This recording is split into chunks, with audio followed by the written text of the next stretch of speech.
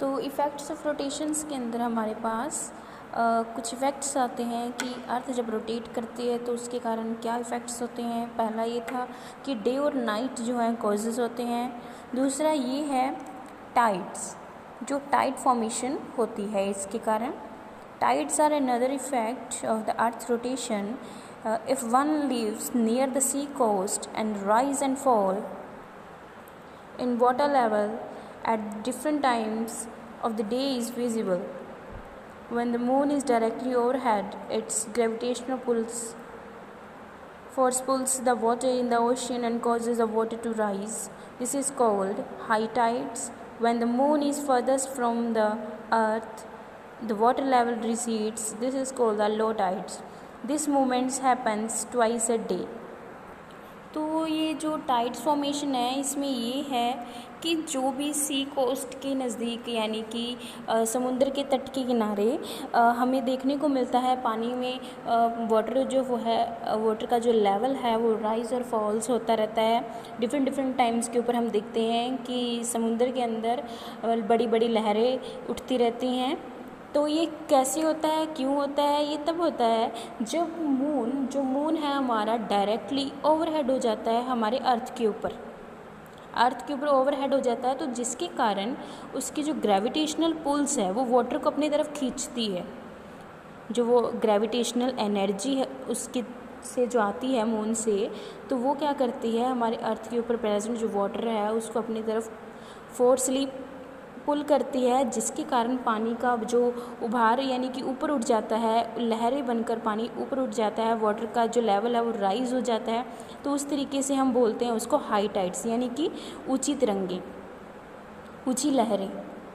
When the moon is farthest from the earth, और इसी तरीके से जब मून अपनी अर्थ के ऊपर से ओवरहेड से अपनी जगह चेंज कर लेता है यानी कि दूर हो जाता है वहीं से ओवरहेड की जगह पे, वो साइड में जब चला जाता है तो क्या होता है वही वाटर का जो फॉल है रिसीड्स कर जाता है यानी कि पानी का जो लहर है वो गिर जाती है, उसे हम बोलते हैं लो टाइड्स यानी कि छोटी लहरें बनती हैं, लो टाइड्स फॉर्म होती हैं।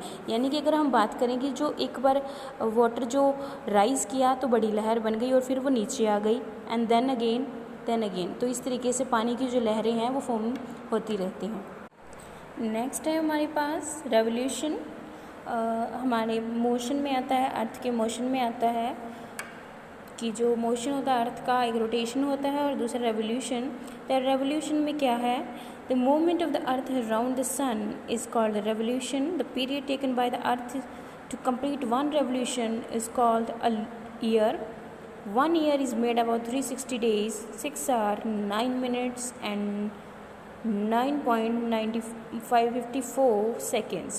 Usually, we consider the period of the 1 year to be 365 days. The extra 6 hours in 4 successive years are added together that amount to 1 day. So, after 4 years, we get a year with 366 days instead of the usual 365 days, such as a year of the leap year.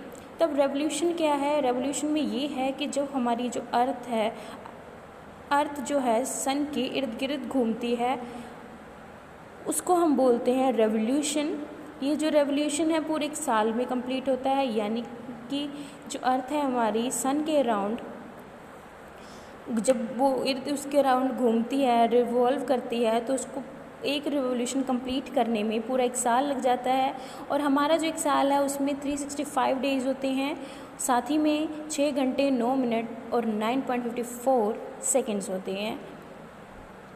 और इसी के कारण क्या है कि हम जो अपने ईयर के अंदर, हमारे साल के अंदर हम अपने कैलेंडरिक तौर पे हम बात करें तो हम उसके अंदर 365 डेज़ काउंट किए जाते हैं और इसमें 6 आवर एक्सेसिव ऐड किए जाते हैं, जो कि हर साल ऐड हो जाते हैं। 4 साल में 6 and 6 जो आवर्स होते हैं एक्सेट्रा वो ऐड हो जाते हैं, जिसके कारण 366 डेज़ बन जाते हैं।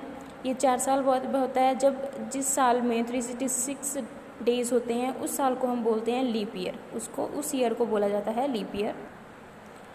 अब ये है कि इफ़ेक्ट्स क्या हो गए रेवोल्यूशन के। सीज़न, सबसे पहले आता है सीज़न फॉर्मेशन होना।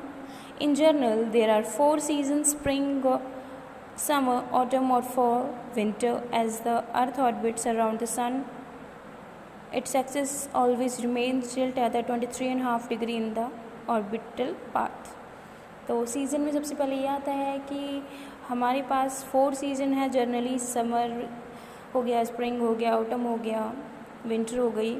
तो इसमें क्या है, जो हमारी अर्थ है वो सन के अराउंड एक टिल्ट के अकॉर्डिंग एक ऑर्बिट के अंदर रिवॉल्व करती है। तो ये एक टिल्ट बन जाती है जब, यानी कि हमारी जो अर्थ है उसके एक्सिस के अलोंग, और जो उसका हाफ पार्ट जो एक इमेजिनरी लाइन जो हम मानते हैं उसके अंदर से, जो कि अर्थ को 2 पार्ट्स में डिवाइड करती है, एक इमेजिनरी लाइन जिसको हम बात करते हैं, जिसके हाफ पार्ट पे सनलाइट होती है और हाफ पार्ट पे नाइट होता है। तो इस तरीके से जो टिल्ट फॉर्मेशन होती है, इनके बीच में ये सीज़न की फॉर्मेशन होनी शुरू हो जाती है। This means that as Earth revolves, the north hemisphere faces the sun for the half of the year and tilts away from it for another half.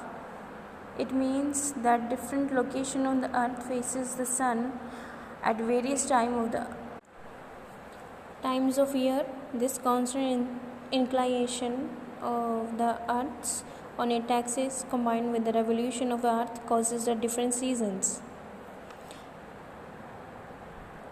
तो ये है कि जो हमारी अर्थ है रिवॉल्व करती है, तो उसका जो नॉर्थन हेमिस्फीयर है, यानी जो ऊपर वाला हिस्सा है, हाफ हिस्सा है, उसका फेसेस कर जाता है sun for the half of the year. Half year के लिए, यानी कि उसका जो फेस है सन के बिल्कुल सामने आ जाता है। इस तरीके से हाफ जो ऊपर वाला पोर्शन है उसका नॉर्थन हेमिस्फीयर। इट मीन्स उससे क्या होता है कि different location of the earth faces the sun at the various time of the year. तो इस तरीके से क्या है कि जो सन की जो लोकेशन है, हम देखते हैं कि अगर अर्थ के ऊपर अलग अलग प्लेसेस के ऊपर हम सन की जो लोकेशन देखें, सन की जो प्लेस देखें कि वो किस तरीके, तो वो वेरी करता रहता है। The constant inclination of the earth on it axis combined with the revolution of earth causes the different season. तो इस तरीके से जब जो अर्थ की जो रेवोल्यूशन के अकॉर्डिंग जो भी साइड जिस भी तरीके से अर्थ जो है हमारी सन के मतलब कि कांटेक्ट में आती है, तो इस तरीके से जो डिफरेंट सीज़न जो हैं वो फॉर्मेशन होती हैं। जैसे कि हम नीचे वाली पिक्चर में देख सकते हैं, जो सन है हमारा, सबसे पहले हमारी जो अर्थ है यहाँ पे उसके जो ये है इसकी एक्सिस है अर्थ की, हमारी सेंट्रल पोर्शन वाली, सेंटर में इसे जो लाई करती है एक्सिस, जिसके अलोंग हमारी जो अर्थ है वो रिवॉल्व करती है। तो उसका जो भी पोर्शन सन के सामने आता है, तो उस तरीके से तो जितना भी टाइम यहाँ पे उसको कॉन्स्टेंटली जो रोटेट करती हुई जब अर्थ रिवॉल्व करती है सन के अराउंड, तो उसका जो रिवॉल्व करते टाइम जो भी पार्ट जो सन के सामने आता है, फिर उस तरीके से उस जगह पे फिर वो उस टाइम पे जितने भी पार्ट के ऊपर होता है उस, जैसे कि यहाँ पे हो जाता है इस वाले रीजन में, ऊपर वाले रीजन में यहाँ पे समर हो गई और नीचे वाले रीजन में विंटर। तो इस तरीके से फिर जब आया तो ये वाला पोर्शन जो हमें दिखाई दे रहा है ये बिल्कुल ब्लैक है, बिकॉज इसके जो पीछे वाला हिस्सा है वहाँ पे सनलाइट है। तो ये वहाँ पे जब आता है, ये नॉर्थन हेमिस्फीयर है, तो यहाँ पे ऑटम वाला जो सीज़न है वो आ जाता है। तो जब ये यहाँ से रोटेट करती हुई फिर यहाँ पर पहुँचती है, रेवोल्यूट करती हुई जो हिस्सा यहाँ पे आता है वहाँ पे स्प्रिंग, फिर समर, विंटर, इस तरीके से जो सीज़न की जो फॉर्मेशन है वो होती रहती है। When the northern hemisphere faces the sun, is received direct sunlight, and the summer in the northern hemisphere and the winter in the southern hemisphere. On the other hand, when the southern hemisphere tilts toward the sun, it gets direct sun rays, so it has summers, while the northern hemisphere has winter. तो इस तरीके से ये है कि जिस side पे पहले मतलब जो भी जिस साइड पे विंटर होती है उसी के नीचे वाले हिस्से पे समर होती है। तो इस तरीके से जो सीज़न की जो वेरिएशंस जो हैं वो होती रहती है। जो हिस्सा जहाँ पर सन रेज जिस तरीके से पड़ती हैं, जितने भी तरीके से पड़ती हैं, जितनी अमाउंट में बढ़ती है, तो उस हिसाब से वहाँ का सीज़न जो है चेंज होता रहता है। The earth orbits the sun in the total oval on optical path and the distance between the earth and the sun varies during the revolution. तो ये जो फॉर्मेशन है इस तरीके से कि सेंटर में हमारा जो सन है और हमारी जो अर्थ है वो रिवॉल्व कर रही है, ये जो पाथ है ये ऑप्टिकल पाथ है। इस पाथ को हम बोलते हैं ऑप्टिकल, यानी कि बिल्कुल सर्कुलर नहीं है, ये थोड़ा सा ऑप्टिकल है। तो ये सारा का सारा जब होता है जब हमारी जो अर्थ है वो रेवोल्यूशन के दौरान सन के अराउंड रिवॉल्व करती है।